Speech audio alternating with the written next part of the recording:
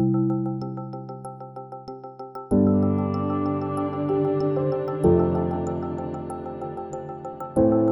bâtiment de la Cité des sciences et de l'industrie donc, est un bâtiment tout à fait exceptionnel parce qu'il résulte de la transformation en musée d'un ancien abattoir qui lui-même n'a jamais ouvert.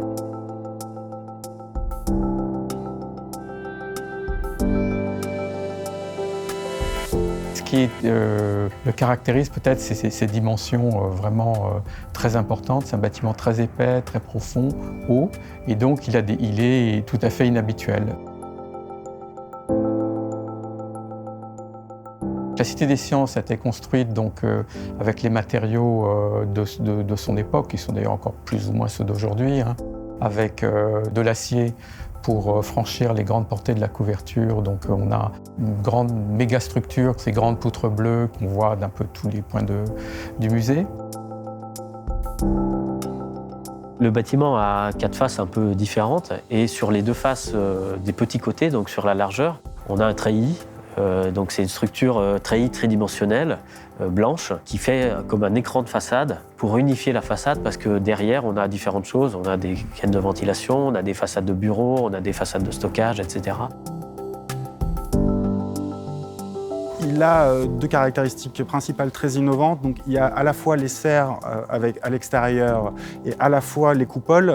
Pour les serres, il s'agit de verre agrafé, ce qui n'a jamais été fait au moment de la livraison de la Cité des sciences et de l'industrie.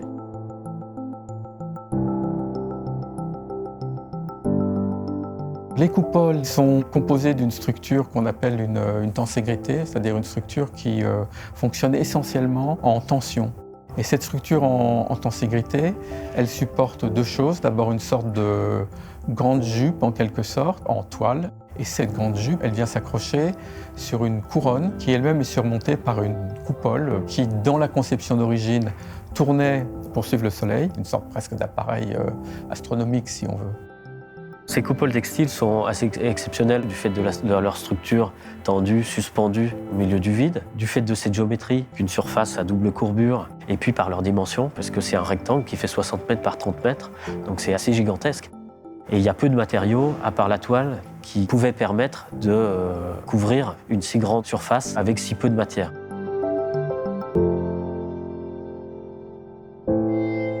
Dans le cadre d'un schéma directeur, il a été identifié un problème sur les coupoles de la Cité des sciences et de l'industrie, tant d'un point de vue vieillissement des toiles, de la verrière, que de point de vue sécurité des personnes.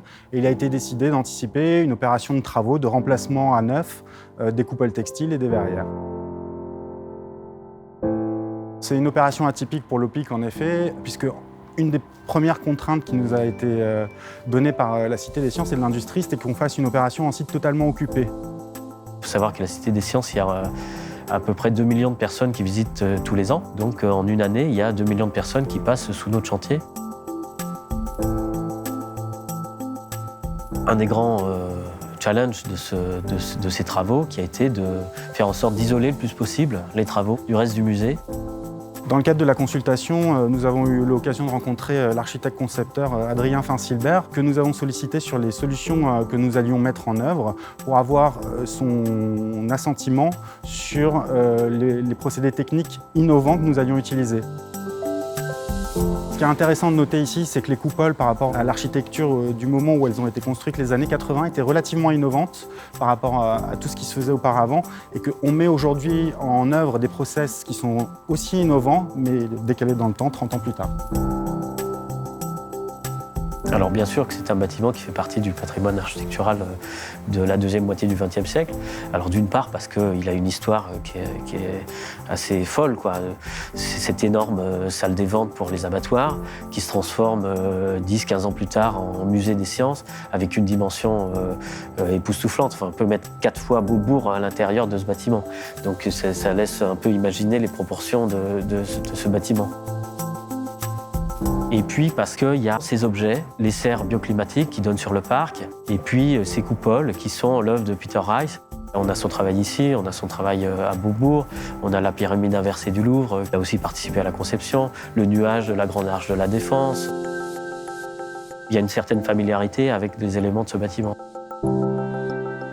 Ce bâtiment fait partie, à juste titre, des bâtiments remarquables dans le paysage parisien du patrimoine du XXe siècle.